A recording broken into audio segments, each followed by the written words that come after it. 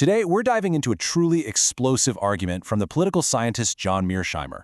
His claim that a powerful domestic lobby is actually steering America's foreign policy in the Middle East, and sometimes in a direction that goes directly against the United States' own national interests. So let's just jump right in. The question at the heart of this entire explainer is a big one. How, exactly, could a single domestic group become so powerful that it's able to redirect the entire global strategy of a superpower? This is the core idea we're going to break down. And to really get our heads around this, we're going to follow the argument through 5 key areas. We'll start with what's called the 40-year plan for the region. Then we'll look at the ideological blueprint behind it.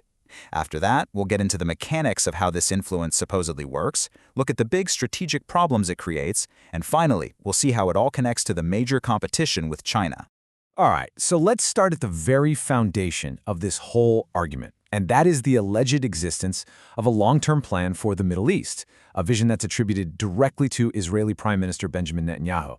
Now, according to the source, this quote right here is basically the smoking gun. It's not just seen as some political flourish, it's presented as a directed mission of a 40-year-long ambition to completely remake the power structure of the entire Middle East.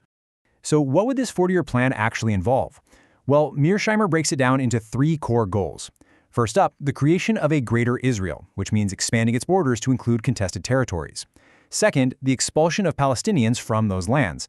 And third, a strategy to neutralize any regional rivals, not just by changing their governments, but, in his words, by literally wrecking them so they can no longer operate as functioning states. Now, an ambition that big doesn't just appear out of thin air. The source points to a very specific document as its ideological blueprint, a policy paper from back in the 1990s known as the Clean Break Doctrine. And what was so important about this? Well, it proposed a radical shift in strategy. The core idea was for Israel to basically abandon all the old negotiations and land for peace deals. Instead, it would secure its future by establishing total military dominance across the entire region. Okay, but that raises a huge question, right? If this is the plan, how is it supposedly being pushed inside the United States? The source argues it happens through the influence of what it calls the Israel lobby, which it describes as a powerful but loose coalition of people and organizations, all working to shape U.S. foreign policy in a pro-Israel direction. Mearsheimer uses 2 very specific, very pointed words to describe this lobby's alleged operating style: relentless and ruthless. The argument is that it just does not stop, and it uses overwhelming pressure to silence anyone who dares to get in the way. And one of its most powerful weapons, according to the source, is the ability to make or break careers in Washington, D.C. The claim is really simple. If you cross the lobby on a key issue, you're putting your entire professional future on the line. The source holds up the case of veteran diplomat Chaz Freeman as a classic example. I mean, despite his incredible experience, his nomination for a top intelligence job was hit with this massive campaign against him, which eventually led him to withdraw. And the reason cited? His past criticisms of Israeli policy? Then, the source points to a more current example, Samantha Power. She's famous for writing a very prominent book on genocide, but her silence on the situation in Gaza is framed as this deep contradiction. The argument presented is that if she spoke out, she would jeopardize her future career goals, like maybe becoming Secretary of State one day.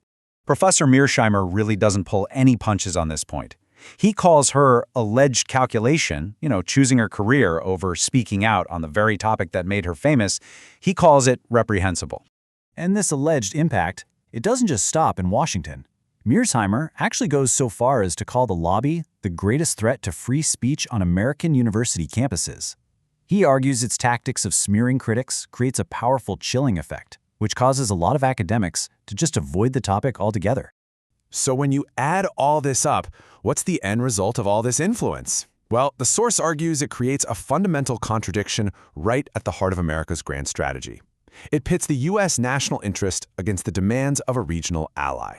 And here is where you can see the huge disconnect. From a realist point of view like Mearsheimer's, which basically says countries should only be guided by their own self-interest and power, America's #1 job is containing its only real competitor, China. But he argues the lobby has managed to make Israel's regional power the de facto top priority of U.S. policy, pushing that bigger strategic goal to the side.